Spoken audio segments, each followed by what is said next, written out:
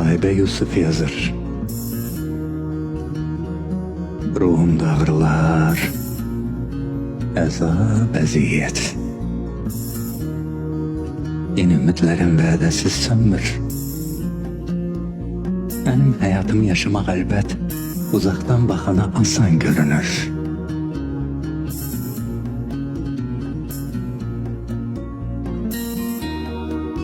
Hayatlarımda geçen davanın korkusu hele de yüreğimdedir.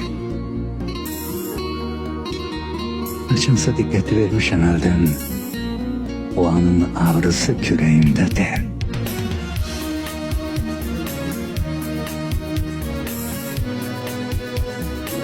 İndi düşünürəm olub keçəni.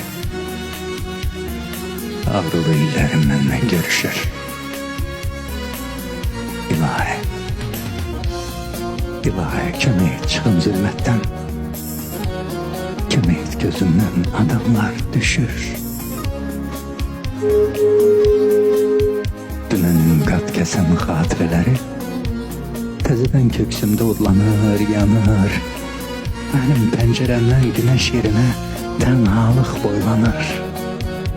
Teklik boylanır.